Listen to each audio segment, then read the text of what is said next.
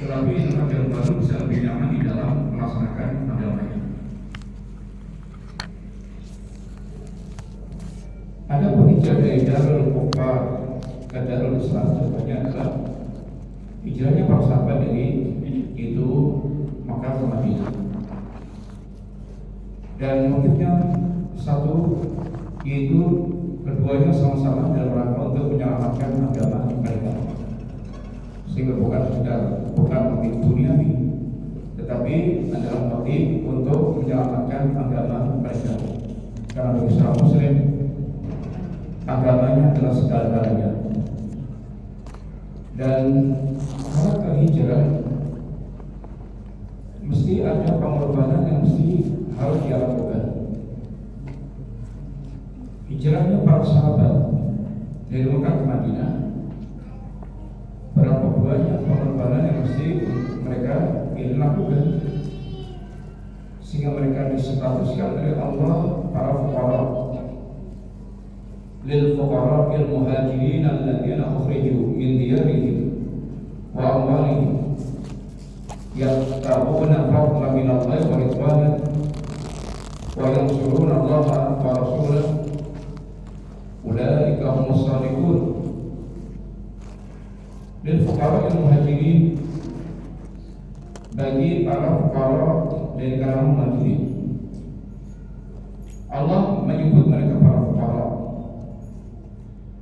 karena realitasnya memang para sahabat ini seperti yang Allah katakan, mereka terusir dari rumah-rumah mereka, dari kampung halaman mereka, dan terusir dari harta-harta mereka. Sehingga seharusnya mereka tidak punya rumah, harta mereka itu harus mereka tinggalkan semuanya. Seandainya yang bisa dibawa tentu dalam itu kapasitas yang sangat minimal, yang sangat sedikit. Bahkan bagaimana kisah hijrahnya para sahabat Nabi yang penuh dengan perjuangan. Ada yang mengalami kisah yang sangat tragis. Di antaranya seperti kisah Ummu Salamah ketika hijrah dari Mekah ke Madinah, bagaimana terpisah dari suaminya, terpisah dari anaknya. Beliau dalam keadaan itu penuh dengan penderitaan. Saat berangkat hijrah, kabilah dari kedua kabilahnya Ummu Salamah dan kabilahnya Abu Salamah, mereka tidak merelakan keduanya hijrah ke Madinah dengan membawa anaknya.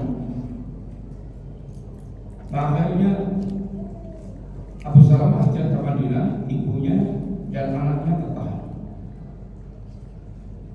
Kemudian anaknya menjadi rebutan dua kabilah sampai akhirnya putus tangannya itu, sehingga Ummu Salamah terpisah dari anaknya, terpisah dari suaminya.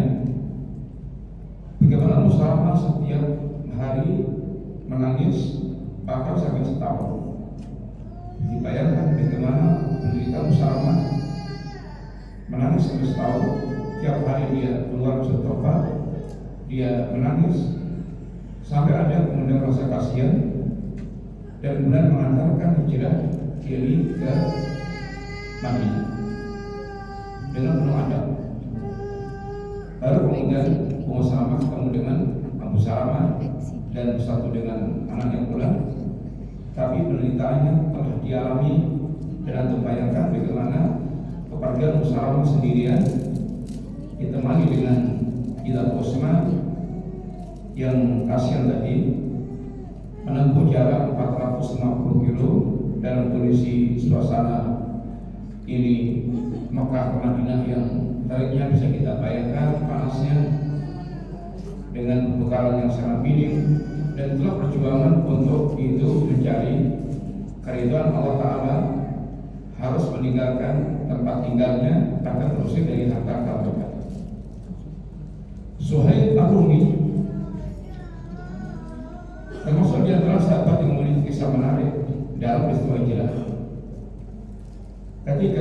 Suhaib Ar-Rumi dia mau meninggalkan Mekah, maka dicegat oleh sekelompok orang Quraisy dan mereka katakan oleh Suhaib, dulu kamu sini itu kiri, miskin, sekarang kata kamu mau bawa keluar, kami nggak ada.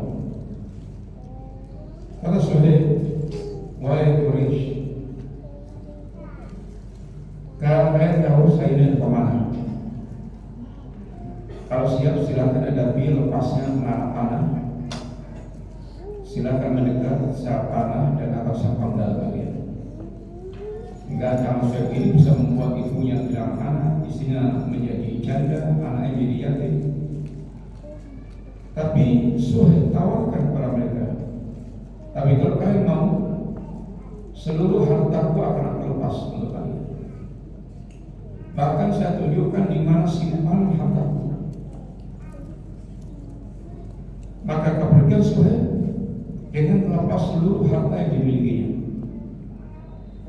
Tapi bagi Suhaib ini adalah perdagangan besar, jadi berdagang dengan Allah SWT. Maka ketika Suhaib dia sampai di Madinah,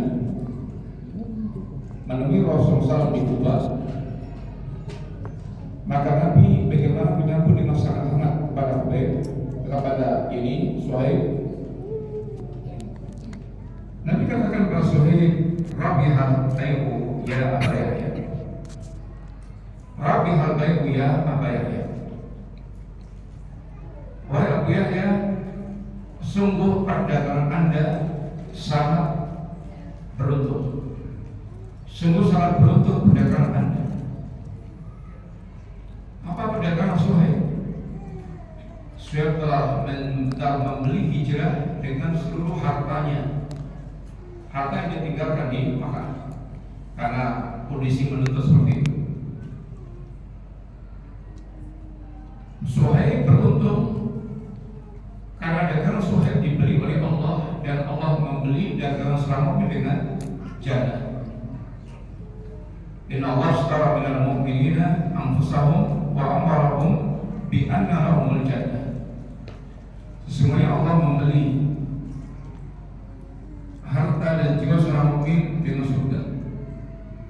Dan surga adalah dagangan Allah yang sangat mahal. Ala inna sil'atallahi ghaliyah, ala inna sil'atallahi jannah. Ketahuilah, barang dagangan Allah itu sangat mahal. Dan ketahuilah bahwa barang dagangan Allah itu adalah jadi surga. Sehingga Suhaib beruntung dengan perdagangan ini karena dia telah berdagang dengan Allah dan Allah akan membalas atau memberi dagangan seorang mukmin. Allah akan memberikan keuntungan asyraf 10 kali lipat ila sab'i mi'atin dhaifin sampai 700 kali lipat ila af'afin katsirah sampai lipatan yang tidak terhingga. Sehingga keuntungan yang tidak terbatas. Para sahabat ketika hijrah dari Mekah ke Madinah, apa yang mereka lakukan? Yabtaguna fadlan minallahi wa ridwana. Mereka lakukan hijrah ini dalam rangka untuk mencari karunia Allah dan keridhaan Allah Ta'ala. Sehingga mereka motifnya tidak ada lain kecuali mencari keridhaan Allah dan karunia Allah Ta'ala. Tidak ada motif dunia, tidak ada motif untuk mendapatkan jabatan, mendapatkan harta, maka mereka meninggalkan harta, mengorbankan harta sangat banyak. Sehingga hijrah mereka penuh dengan pengorbanan dan mereka siap dengan segala risiko, termasuk membangun ekonomi dari nol.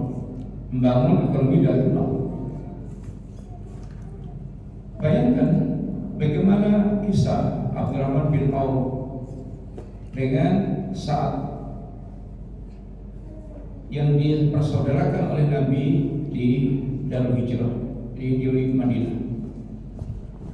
Saat tawarkan kepada Abdurrahman bin Auf separuh hartanya, bahkan sebagian istrinya serahkan dipilih yang maka dia akan ceritakan untuk di kawannya atau sahabatnya. Tapi Abdurrahman bin Auf yang merupakan anak didiknya Nabi seorang Muslim, bagaimana yang terbaik adalah mandiri.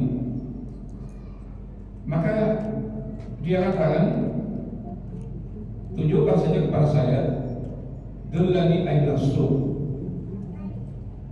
Tunjukkan aja kepada saya di mana pasar. Dia ingin memeras keringat sendiri. Dan kemudian Abdurrahman bin Auf bagaimana berusaha mencari rezeki Allah dengan segala kemudahan yang Allah berikan sampai menjadi konglomeratnya kaum muslimin.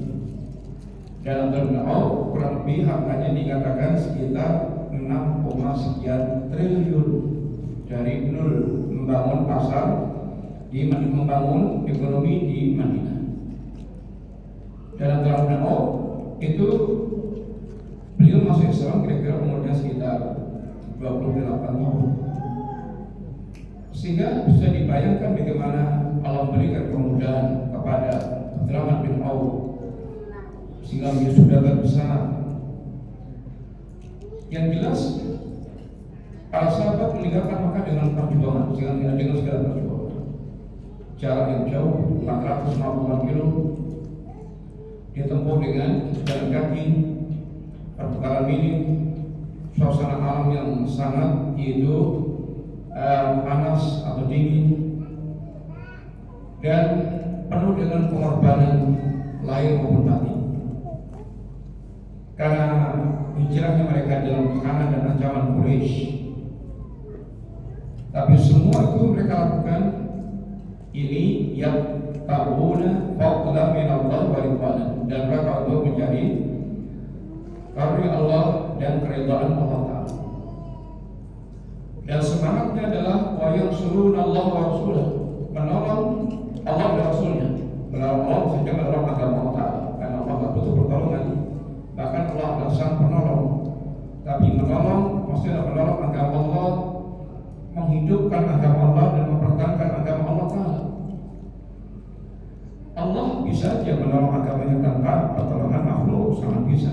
Tapi Allah memberikan kesempatan para makhluk mana yang mereka akan jadi mujahidin, orang mereka berjihad di jalan Allah Ta'ala, membela, menolong agama Allah, dan mana orang mereka memang tidak peduli dengan agama Allah Subhanahu wa Ta'ala. Wa yansuruna Allah wa rasulah, dan mereka menolong Allah dan Rasulnya. Melalui kaum musyrikin, mereka orang telah menunjukkan kejujuran jadi iman mereka. Poinnya di sini yang penting adalah bahwasanya hijrah itu memang membutuhkan pengorbanan, dan mereka pun telah rela berkorban dengan sekian banyak ini pengorbanan dengan hijrah tersebut. Dan mereka beristiqamah setelah hijrah itu, bertahan di atas agamanya, dan bagi mereka agamanya segala-galanya. Sebagian kita hijrah, dia bayangkan habis hijrah dia akan bisa lebih baik kondisi dunianya, ekonominya. Terkadang nggak siap dengan hijrahnya, dia menghadapi badai besar tentang kehidupan ekonominya. Hijrah ada yang dengan fisik pindah dari tempat ke tempat lain, baik dari tempat sama-sama kafirnya tapi lebih nyaman dan beragama, atau dari tempat kafir kembali ke dalam Islam. Yang kedua adalah hijrah hati. Hijrah hati. Hijrah hati ini semua kita wajib semuanya kita melakukan hijrah hati. Apa kata Nabi Ibrahim, dan inilah kita hijrah, inni muhajirun ila rabbi, inni muhajirun ila rabbi, aku berhijrah menuju Rabbku. Dia hijrah itu artinya yaitu meninggalkan, kemudian ila menuju. Dia Dia tinggal apa yang ditinggalkan, kemudian dia menuju kepada ini amal lain. Hijrah dari syirik kepada tauhid, hijrah dari bid'ah kepada sunnah, hijrah dari maksiat kepada taat. Ini hijrah. Sehingga dia tinggalkan hal-hal yang tidak diridhai oleh Allah menuju kepada hal yang diridhai oleh Allah Ta'ala. Dia tinggalkan hal-hal yang dimurkai Allah, muharramat, menuju kepada hal yang ini dicintai oleh Allah Ta'ala, yang Allah halalkan.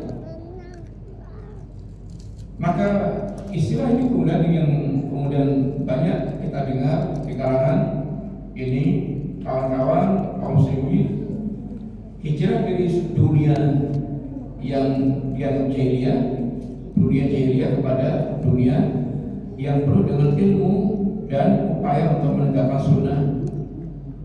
Tadinya tenggelam dalam hibah, dalam ekonomi ribawi, lalu dia paham tentang haramnya yang ribawi, maka dia hijrah, dia tinggalkan hibah menuju kepada ini kehidupan sunnah, kehidupan di atas ajaran Islam.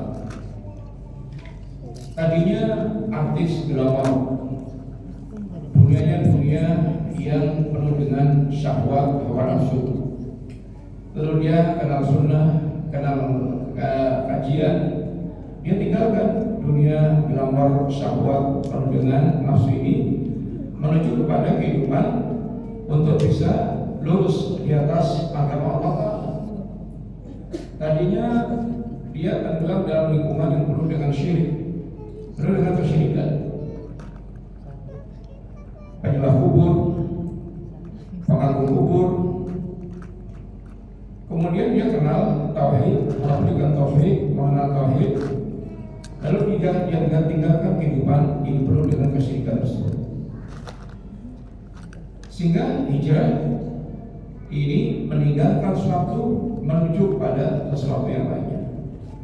Dan seperti perkataan Nabiullah Ibrahim, inni muhajirun ila rabbi, sesungguhnya aku hijrah menuju ini Rabbku. Dan tentu hijrah ini sebagaimana para sahabat hijrah, ya penuh risiko. Bayangkan orang mereka tadinya di lembaga ribawi, boleh jadi gajinya bisa berpuluh-puluh juta atau bahkan bisa ratusan juta, tetapi harus dia tinggalkan dengan kondisi yang tidak jelas nanti berapa dia dapat bulanannya setelah dia tinggalkan dunia ribawi. Resiko. Demikian pula tadinya profesinya artis, banyak penggemarnya, mengalir ini keuangannya, serba glamour kehidupannya, semua dimudahkan fasilitasnya, lalu ditinggalkan menuju kehidupan sunnah, meniti siratal mustaqim, meninggalkan sesuatu yang tadinya sangat serba dia dapatkan, lalu tahu-tahu kemudian dia kering dari banjir, kemudian jadi kering, bisa dirasakan dengan beban jiwanya. Kondisi-kondisi seperti ini banyak dialami orang-orang mereka sedang hijrah. Ini yang terkadang kemudian membuat orang dia kemudian bisa puncang, tidak siap, seakan-akan hijrah itu adalah kayak main-main, kayak sesuatu yang dia tidak bayangkan akan ada kenyataan-kenyataan yang pahit dan sulit. Ini yang membuat terkadang orang kemudian mendapatkan kemudian bisa puncang, bisa balik lagi ke belakang, apalagi kalau ketemu dengan orang-orang sumber syubhat. Kisah hijrah ini menunjukkan kepada kita yang teranya bahwa seorang hijrah itu siap dengan ibtilak yang dia harus hadapi, siap dengan ujian yang harus dihadapi. Semakin dia naik, derajat keimanannya akan dia dapatkan dengan ujian. Karena ujian iman itu identik dengan berhadapan dengan ujian. Alif Lam Mim. Ahasiban nasu ayyutraku ayyaqulu amanna wa hum la yuftanun. Alif Lam Mim. Apakah manusia mengira dia akan dibiarkan begitu saja mengucapkan kami beriman. Kalimat amanah artinya dia sekarang menegaskan dirinya mukmin. Dia mukmin. Ini orang-orang mereka siap untuk berislam secara totalitas. Ya ayyuhalladzina amanu udkhulu fis-silmi kafah. Wahai orang beriman, masuklah kalian dalam Islam secara kafah, secara totalitas. Dia menjadi seorang mukmin, artinya siap menerima keputusan apapun yang Allah dan Rasulnya telah putuskan. Fala wa rabbik la yu'minuna hatta yuhaqqimuka fi ma shajara bainahum thumma la yajidu fi anfusihim harajan mimma qadaita wa yusallimu taslima. Allah menegaskan bahwa kita orang mukmin itu dia senantiasa berusaha untuk tunduk patuh dengan setiap seruan Allah Ta'ala. Innama kana qawlal mu'minina idza du'u ila Allah wa rasulih liyahkuma bainahum ay yaqulu sami'na wa ata'na. Tidak ada ucapan seorang mukmin, sesungguhnya ucapan seorang mukmin apabila Allah dan Rasul itu menyuruh mereka, maka tidak ada ucapan lain kecuali sami'na wa ata'na, kecuali sami'na wa ata'na. Orang yang mengaku mukmin dan tidak siap dia untuk sami'na wa ata'na dengan ajaran agamanya, sesungguhnya dia tidak pantas dan belum pantas dia mengatakan dirinya mukmin. Wa ma kana lil mu'minin wa la mu'minatin idza qadallahu wa rasuluhu amran ay yakuna lahumul khiyaratu min amrihim. Tidak pantas seseorang itu dia mengatakan dirinya mukmin, laki-laki maupun perempuan, apabila Allah dan Rasulnya telah memutuskan sebuah perkara, tapi dia masih memiliki pilihan lain dari apa menjadi pilihan Allah dan Rasulnya. Artinya pilihannya belum matching, pilihannya belum klop dengan pilihan Allah dan Rasulnya. Bahkan Allah menamai mereka dengan ungkapan yang Allah bersumpah dengan keagungan dirinya, fala wa rabbik, maka demi Rabbmu, la yu'minuna. Mereka dikatakan Allah dengan ungkapan la yu'minun, bukanlah mereka orang yang beriman. Bisa kafir, bisa munafik, bisa orang yang mereka mukmin tapi dhaful iman, tergantung kondisinya. Seharusnya bagaimana menjadi seorang mukmin itu? Hatta yuhaqqimuka fima syajara bainahum, sampai yakni mereka menjadikan engkau ya Muhammad sebagai hakim, menjadi hakim terhadap semua permasalahan yang mereka hadapi. Mukmin itu adalah orang yang hatinya ada kesiapan untuk bertahkim pada Nabi. Dia siap setiap permasalahannya dibawa ke hadapan Nabi. Itu kan masih hidup. Nabi wafat, seorang orang mereka siap setiap permasalahannya dibawa kepada keputusan Al-Quran dan As-Sunnah. Kemudian kalau sudah mendapatkan keputusan dari Al-Quran dan Sunnah, wala yajidu fi anfusihim harajun, lalu tidak didapatkan dalam hatinya ada haraj, tidak didapatkan ada keberatan terhadap keputusan Allah dan Rasulnya, terhadap keputusan Rasulullah SAW. Wa yusallimu tasliman, kemudian mereka betul memiliki sikap patuh, tunduk sepatuh-patuhnya. Maka ini adalah sikap mukmin. Dia dengan kalimat imannya itu artinya dia betul siap untuk menjadi seorang mukmin yang menerima ajaran Islam sepenuhnya, hatinya betul akan berusaha untuk ini menyesuaikan dengan tuntutan syariat ajaran agama Allah Subhanahu wa taala. Bukan seperti orang munafik yang hanya lisannya aja yang tampil tapi hatinya kosong dari ucapan-ucapan lisan. Yaquluna bi afwahihim ma laysa fi qulubihim. Mereka mengucapkan dengan lisannya apa yang tidak ada dalam hati mereka. Allah katakan, apa manusia akan dibiarkan mereka mengatakan kami beriman? Wa hum la yu'minun, sedangkan mereka belum diuji oleh Allah. Allah akan mengadakan ujian iman. Dan seseorang akan diuji Allah sesuai dengan kadar imannya. Yu'tara rajul bi hasabi imani. Orang akan diuji Allah sesuai dengan kadar imannya. Kalau imannya kuat, ujiannya juga semakin berat.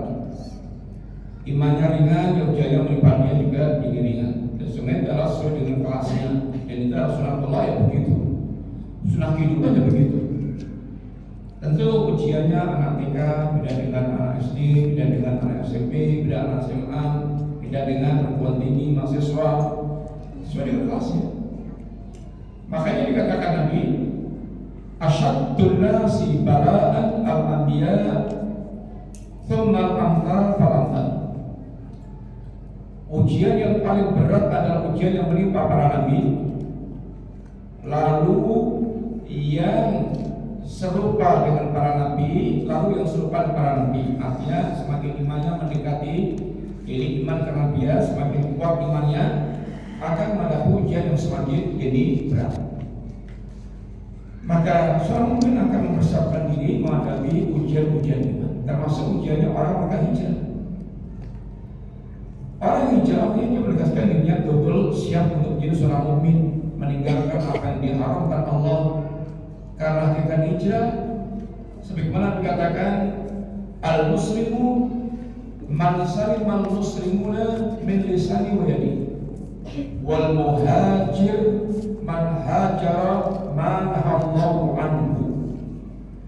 Yang namanya muslim adalah orang yang mereka orang lain itu selamat dari kejahatan lisan dan perbuatannya. Ini adalah akhlak muslim. Akhlak muslim. Definisi Nabi, Islam secara muslim secara akhlak. Kalau secara akidah jelas Islam adalah orang kita memiliki akidah la ilaha illallah Muhammad Rasulullah, itu mutlak. Yang tidak itu kafir. Tapi Nabi menegaskan lagi akhlak seorang muslim adalah man salimal muslimuna min lisani wa yadi. Orang lain dia selamat dari kejahatan lisannya dan perbuatannya. Sehingga muslim itu berusaha untuk betul-betul pandai-pandai menjaga lisannya dan pandai-pandai menjaga perbuatannya untuk tidak menyakiti orang lain. Kaidah yang sangat besar dalam agama kita, la darara wa la dirar, bahwa seorang muslim itu tidak boleh menimbulkan bahaya madarat, baik yang berkaitan dengan dirinya maupun orang lain. Seorang muslim dia tidak boleh menimbulkan madarat, baik yang berkaitan dengan dirinya maupun orang lain. Sehingga dia bagaimana sekuat mungkin menampakkan akhlak yang jauh dari mengganggu orang. Makanya muslim itu akhlaknya diantaranya kaful adha. Bagaimana dia menahan diri dari menyakiti orang. Orang siapa aja, lebih istri, lebih yang punya ini kedekatan dengan kita. Nabi bahkan mengatakan khairu ini khairu ashab, sebaik-baik teman itu adalah khairukum li ashabi, yang terbaik pada temannya. Sehingga orang itu kalau bergaul dengan dia dapat keuntungan, entah keuntungan materi, entah keuntungan ilmu, entah keuntungan perlakuan, entah keuntungan penghormatan, dia ada khairuhu wa ya'manu syarruhu. Sebaik-baik kalian itu orang itu selalu punya harapan kebaikan kepada Anda. Orang itu selalu punya harapan kebaikan kepada Anda. Maka kalau ada orang utang kepada Anda, itu artinya Anda di mana orang baik. Hanya kadang-kadang Anda bisa utangi, kadang-kadang tidak bisa utangi. Tolak, kalau tidak bisa utangi, tolaklah dengan baik. Jangan ditolak dengan cara yang menyakitkan. Walaupun ditolak sendiri dia juga merasa sakit juga, tapi cara nolaknya itu ya yang baik. Muslim ada orang yang mereka bagaimana berusaha untuk menandai dari gambar Quran. Mukmin man aminahun nas ala amwalihim wa anfusihim. Mukmin itu orang lain dibuat aman dalam hal hartanya dan jiwanya. Sehingga ketika Anda masuk dalam predikat mukmin atau masuk ke level mukmin, itu artinya orang yang betul-betul merasa tenang dengan Anda. Hartanya tidak akan terganggu, nggak digerogoti, nggak dikhianati, tidak itu ya dicuri dengan sembunyi-sembunyi. Sering sekali semakin kita dekat dengan orang semakin aman, baik hartanya, baik kemudian kehormatannya.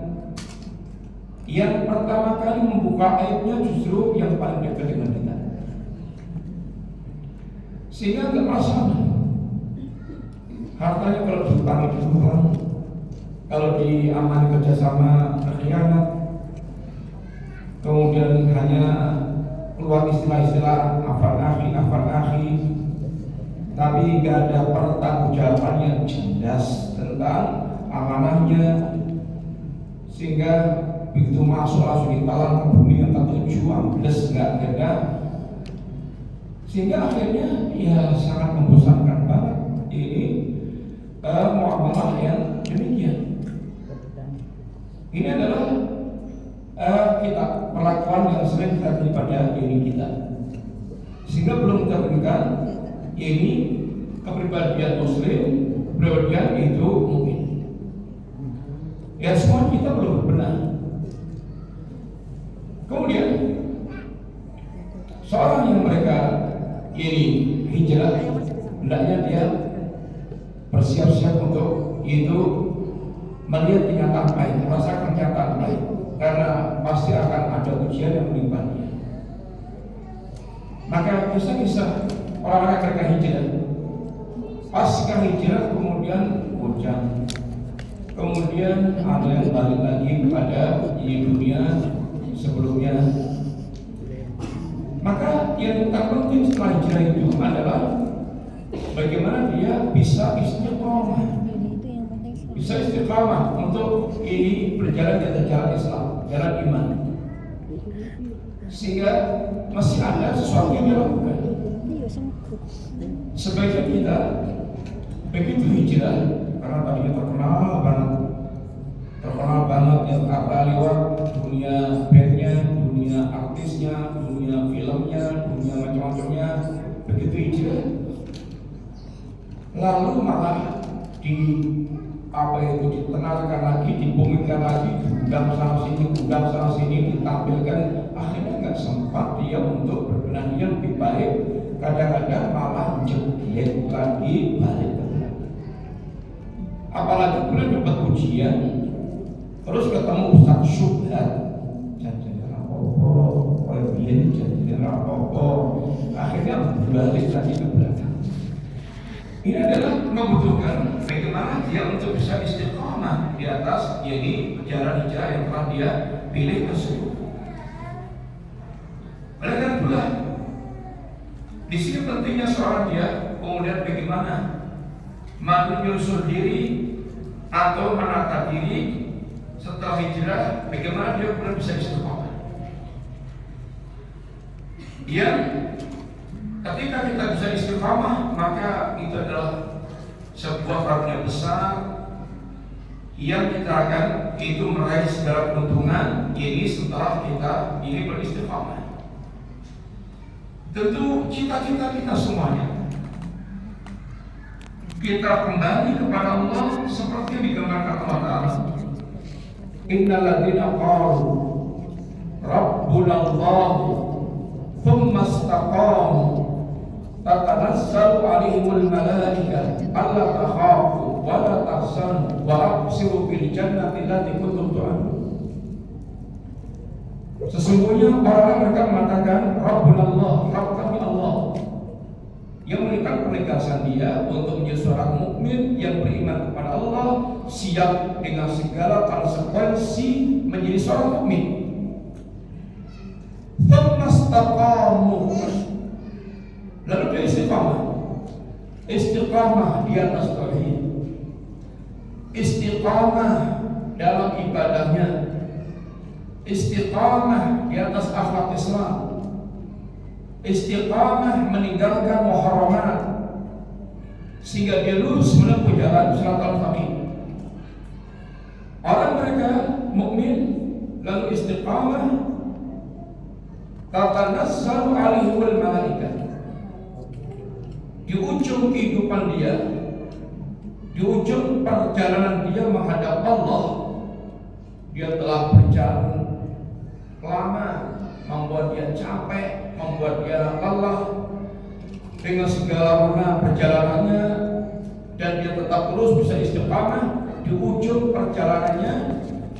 Maka ketika di saat detik-detik kematiannya, tatanazzalu 'alaihimul malaikah, para malaikat akan turun, dan yang turun malaikat yang berwajah berseri-seri, membawa kain kafan yang putih besi dan sangat wangi,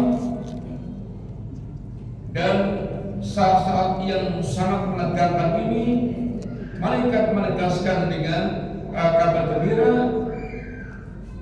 ini, fala khaufun ala takhafu wa la tahzanu wa abshiru bil jannati allati kuntum tu'adun. Jangan Anda takut, jangan Anda sedih, dan bergembiralah dengan surga yang dijadikan Allah kepada kalian. Kalian selama ini telah menghiasi diri Anda dengan al-khawf, dengan rasa takut, sehingga Anda sholat, sehingga Anda puasa, sehingga Anda taat, sehingga Anda tidak bermaksiat, sehingga Anda lurus. Anda selama ini telah takut kepada Allah Ta'ala. Anda selama ini telah banyak mengalami kesedihan gara-gara menghidupkan ajaran agama Allah. Banyak yang mencaci maki, banyak yang mengucilkan, sampai Anda menjadi orang yang sangat terasing di tengah kehidupan Anda. Maka sekarang jangan sedih. Anda sekarang berhak untuk memiliki rasa aman, Anda berhak untuk memiliki kegembiraan, dan bergembira Anda dengan surga yang dijanjikan Allah kepada Anda. Nahnu awliya'ukum fil hayati dunya wa fil akhirah. Kami para malaikat adalah wali-wali kalian selama di dunia dan di akhirat kelak. Maka mukmin yang istiqamah, dia menjelang kematiannya, dia akan diberikan kabar gembira yang membuat dia semakin rindu untuk segera bertemu dengan Allah Ta'ala. Man ahabba liqa'allahi ahabba Allahu liqa'ah. Barang siapa yang dia suka bertemu dengan Allah, Allah Subhanahu wa Ta'ala akan suka bertemu dengan dia. Sebaliknya, wa man kariha liqa'allah kariha Allah liqa'ah. Barang siapa yang benci bertemu dengan Allah, Allah akan benci pula bertemu dengan dia. Aisyah radhiyallahu anha ketika mendengar kalimat ini, kata Nabi,